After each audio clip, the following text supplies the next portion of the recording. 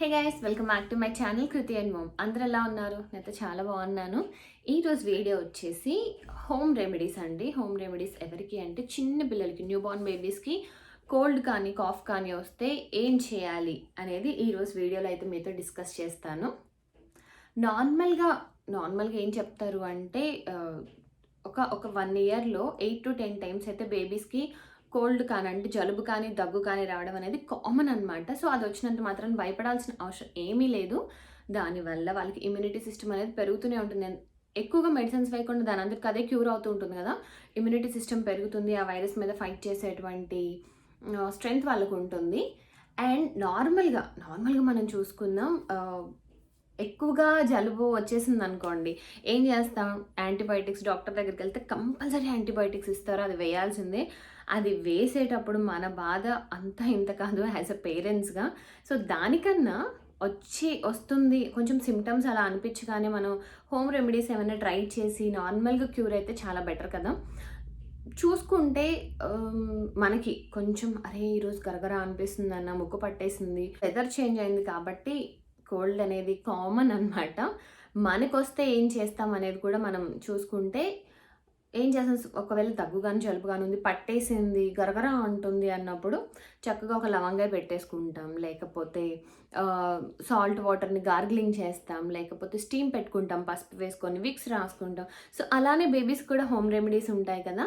So మనం ఎలా అయితే కొంచెం ఇంట్లో ఫాలో అయ్యి ఆ తర్వాత హాస్పిటల్కి వెళ్తామో, బేబీస్ కూడా అంతే అండి. స్టార్టింగ్ అంటే అది వస్తుంది అని మనకి సిమ్టమ్స్ అనిపించినప్పుడు మనం యూజ్ చేస్తే కంపల్సరీగా క్యూర్ అవుతుంది. అయితే వాళ్ళు ఉన్న కండిషన్ ఏంటి, అందరికీ అన్నీ వర్క్ అవ్వాలని లేదు. సో మీ బేబీ కండిషన్ ఏంటి, ఎంతవరకు ఉంది, ఎక్కువ ఉందా తక్కువ ఉందా, దాన్ని బట్టి మీరైతే ఫాలో అవ్వచ్చు. నేను కొన్ని ఫాలో అవుతాను, అవైతే ఈరోజు మీతో షేర్ చేసుకుంటున్నాను. So let's get started. First remedy వచ్చేసి బ్రెస్ట్ ఫీడ్ అండి. ఎందుకు అంటే న్యూ బోర్న్ బేబీస్కి బ్రెస్ట్ ఫీడే చాలా ఇంపార్టెంట్.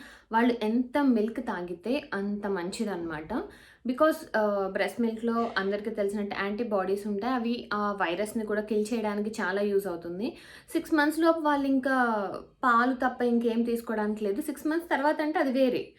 వాళ్ళకి సాలిడ్స్ ఇస్తాం, లిక్విడ్స్ ఇస్తాం, సూప్స్ ఇస్తాం, జ్యూస్లు ఇస్తాం, అది వేరే. 6 months లోపు ఏంటంటే వాళ్ళకి మిల్క్ తప్ప ఇంకో ఆప్షన్ లేదు. కాబట్టి జలుబు వచ్చినప్పుడు కానీ దగ్గు వచ్చినప్పుడు కానీ డీహైడ్రేట్ అవ్వకుండా ఉండడానికి మనం కొంచెం వాళ్ళకి ఫ్రీక్వెంట్గా పాలిస్తూ ఉన్నాం అనుకోండి, వాళ్ళు డీహైడ్రేట్ అవ్వకుండా ఉంటారు అండ్ వాళ్ళకు కూడా చాలా బాగుంటుంది.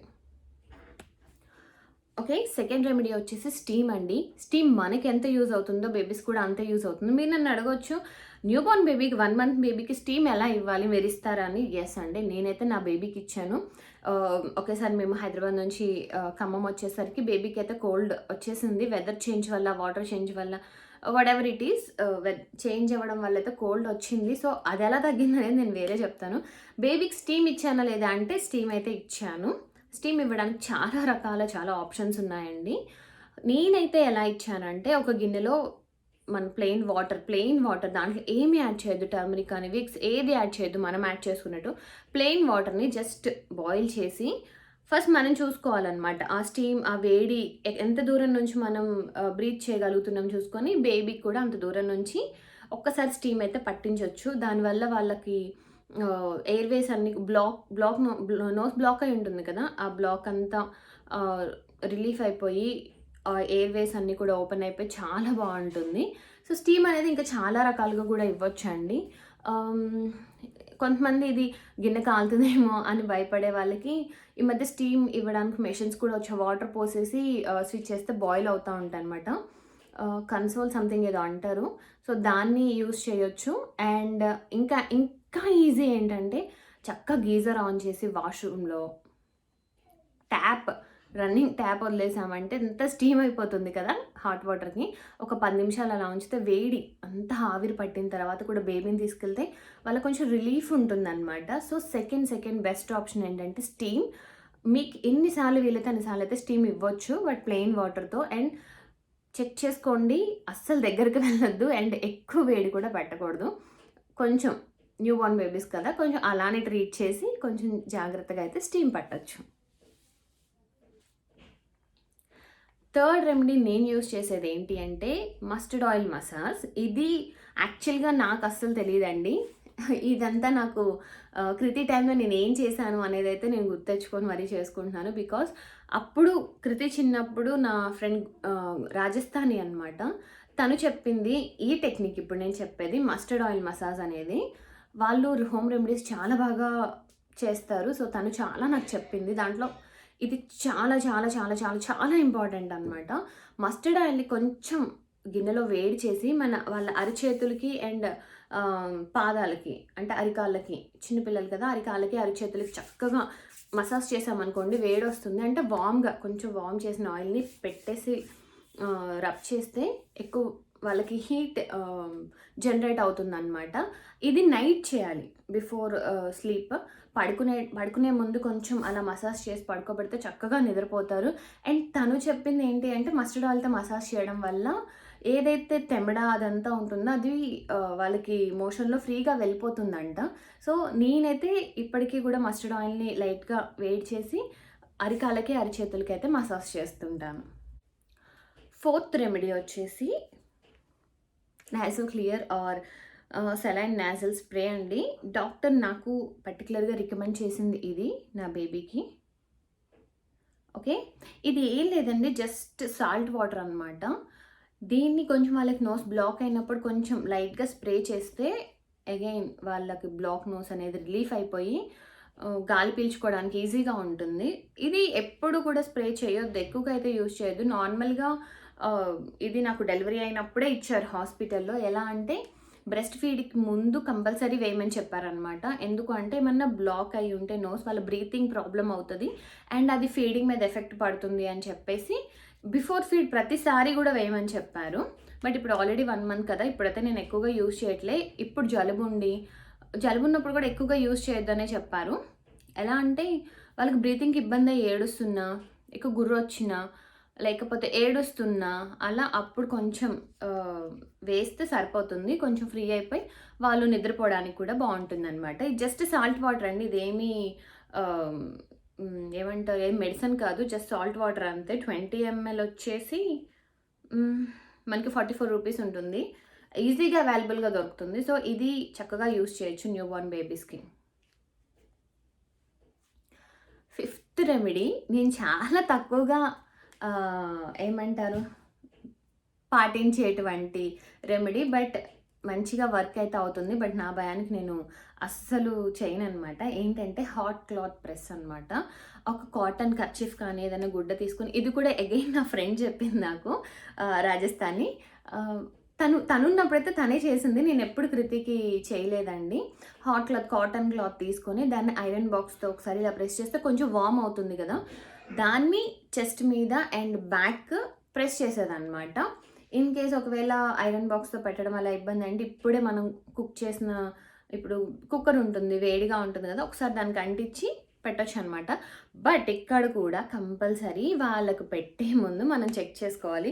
ఎప్పుడైనా పిల్లలకి స్నానమైనా ఏదైనా ఎలా చెక్ చేస్తాం హాట్గా ఉందా లేదా అని, ఎప్పుడు అరిచే పెట్టకూడదండి. ఇక్కడ చెక్ చేయాలి, లేకపోతే ఎల్బో పెట్టి చెక్ చేస్తాం కాబట్టి క్లాత్ కూడా ఇలా పెట్టేసి నార్మల్ వామ్గా ఉంది, హార్డ్గా లేదు అంటేనే పెట్టండి. కొంచెం రిస్క్ ఏమో. నేను ఒక్కదాన్నే ఉన్నా కూడా నేనైతే పెట్టట్లేదు. అప్పుడు తనైతే కంపల్సరీ పెట్టేది కృతికి నైట్. పూణేలో కాబట్టి ఈ టైంలో వెదర్ మరీ ఎంత బ్యాడ్గా ఉంటుందో, ఎవరికైనా కోల్డ్ రావాల్సింది, అంత చల్లగా ఉంటుంది మాకు. అందుకని చెప్పేసి తను వాళ్ళ బాబుకి పెట్టేటప్పుడు కృతికి కూడా పెట్టేదన్నమాట. బట్ వర్క్ అయ్యేది, హాట్గా మంచిగా వేడిగా ఉండి లోపల అదంతా కూడా మెల్ట్ అవుతుంది అని చెప్పేదన్నమాట. సో ఎవరైనా కావాలంటే ట్రై చేయొచ్చు. 6th వన్ వచ్చేసి స్లీపింగ్ పొజిషన్. నార్మల్గా బేబీస్ని ఇలా పడుకోబెట్టేస్తాం, తల ఎటు కదల్చం, ఏమీ చెయ్యం పాపం. కానీ జలుబు చేసినప్పుడు వాళ్ళకే కాదండి, మనం పడుకుంటే కూడా ఎలా ఉంటుంది, ఇలా పిల్లో మీద పడుకోకుండా నార్మల్గా పడుకుంటే తలంతా పట్టేసి తలనొప్పి వచ్చేసి నానా గందరగోళంగా ఉంటుంది. సేమ్ అలానే పిల్లలకు కూడా ఉంటుంది. అందుకని చెప్పేసి కావాలంటే కొంచెం కాటన్ క్లాత్ కొంచెం అలా ఫోల్డ్ చేసి పిల్లోలాగా ఇట్లా కొంచెం పైకి ఇలా ఎత్తి పెట్టామంటే వాళ్ళకి బ్రీతింగ్ బాగుంటుంది అండ్ తల పట్టేసినట్లు అనిపించదు. ఇంత ఎందుకు రిస్క్ అనుకుంటే కొంచెం సైడ్‌కి పడుకోబెట్టడానికి ట్రై చేయండి. Either left or right. అప్పుడు ఒక ఒక ఒక ఒక ఒక వైపైనా కొంచెం బ్రీతింగ్ ఓపెన్ అయ్యి ఈజీగా వాళ్ళకి బ్రీత్ తీసుకోవడానికి ఉంటుంది. సో, స్లీపింగ్ పొజిషన్ కూడా ఇంపార్టెంట్. నార్మల్‌గా అన్నీ వేసేసి అలా పడుకో అంటే పడుకోరు వాళ్ళు. అగైన్ ఏడుస్తారు. సో, స్లీపింగ్ పొజిషన్ కూడా చెక్ చేసుకుంటూ ఉండండి. నెక్స్ట్ వచ్చేసి మసాజ్ అండి. నార్మల్‌గా డైలీ ఆయిల్ మసాజ్ చేస్తాం. అండ్ చక్కగా వేడి వేడి నీళ్ళతో స్నానం చేపిస్తాం. ఇక్కడ జలుబు స్టార్టింగ్ స్టేజ్‌లోనే ఉంది అనుకుంటే చక్కగా మసాజ్ చేసి వేడి నీళ్ళతో అంటే గోరువెచ్చటి నీళ్ళతో మనం స్నానం చేయించొచ్చు. లేదు కొంచెం హెవీగా ఉందంటే డాక్టర్ అయితే సజెస్ట్ చేస్తారు స్నానం చేపిచ్చొద్దు అని. అలా కాకుండా ఎవరు సజెస్ట్ చేయలేదు డాక్టర్ అనుకుంటే మాత్రం హ్యాపీగా బాడీ అంతా కొంచెం వేడి నూనెతో మసాజ్ చేసి అంటే గోరువెచ్చటి నూనెతో మసాజ్ చేసి గోరువెచ్చటి నీళ్ళతో స్నానం చేయించండి. వాళ్ళకేంటంటే ఆహ్, ఫ్రీగా ఉంటుంది అండ్ బాడీ కొంచెం రిలాక్స్ అవుతారు వాళ్ళు. స్నానం చేయించేసరికి హ్యాపీగా గూడా ఉంటారనమాట. అలా కాదు అనుకుంటే ఒక వేడి నీళ్ళు స్నానం చేపియడానికి మనం భయపడుతూ ఉంటాం జలుబు చేసినప్పుడు. అప్పుడేం చేయండంటే ఒక గిన్నెలో వేడి నీళ్ళు తీసేసుకొని స్పాంజ్ పెట్టేసి చక్కగా బాడీ అంతా కొంచెం క్లీన్ చేశామనుకోండి, అలా కూడా వాళ్ళకి కొంచెం రిలాక్సేషన్ ఉంటుందనమాట.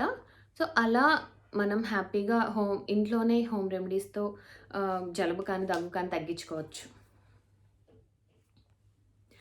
అవండి. నేనైతే నా బేబీస్‌కి ఇంట్లో కోల్డ్ అండ్ కాఫ్ స్టార్టింగ్ స్టేజ్‌లో ఉన్నప్పుడు తగ్గడానికి యూజ్ చేసేటువంటి హోమ్ రెమెడీస్. మీ అందరికి నచ్చాయనుకుంటున్నాను. ట్రై చేసైతే చూడండి. అండ్ కృతికి ఇంకొంచెం చేస్తాననమాట. అది నేను వేరే వీడియో చేస్తాను. ఇది న్యూ బోర్న్ బేబీస్‌కి ఇంతకన్నా ఎక్కువైతే చేయలేం వాళ్ళకి. అండ్ ఎవరైనా నా ఛానల్‌ని ఈ వీడియో ఫస్ట్ టైమ్ చూస్తున్నట్లయితే don't forget to subscribe my channel అండి. ఒకసారి ఛానల్‌ని విజిట్ చేయండి. నచ్చినట్లయితే డెఫినెట్‌గా సబ్స్క్రైబ్ చేయండి సారీ. ఇంకా చాలా పిల్లలకి సంబంధించిన వీడియోస్ చేయడానికి ట్రై చేస్తున్నాను. ఎందుకు అంటే ఇదంతా గూడా నా కృతి అప్పుడు ఎలా ఉందో మళ్ళీ నాకు బ్యాక్ అయింది. 5 ఇయర్స్ బ్యాక్ ఇలానే ఉండేది. అగైన్ వచ్చింది. ఇప్పుడేంటంటే వెతుక్కుంటున్నాను. ఏం చేయాలి? ఏం చేయాలి? అని మళ్ళీ వాళ్ళకి కాల్ చేయడం అలా. లేదు ఇదంతా కాదని చెప్పి వీడియోస్ అయితే స్టార్ట్ చేశాను. అన్ని హోమ్ రెమెడీస్ అన్నీ అయితే మీతో నేను షేర్ చేసుకుంటాను. అండ్ ఈ వీడియో మీకు యూజ్ అయింది అనుకుంటే మాత్రం లైక్ చేయండి, షేర్ చేయండి, కామెంట్ చేయండి, సబ్స్క్రైబ్ చేయడం అస్సలు మర్చిపోవద్దు. సపోర్ట్ చేయండి.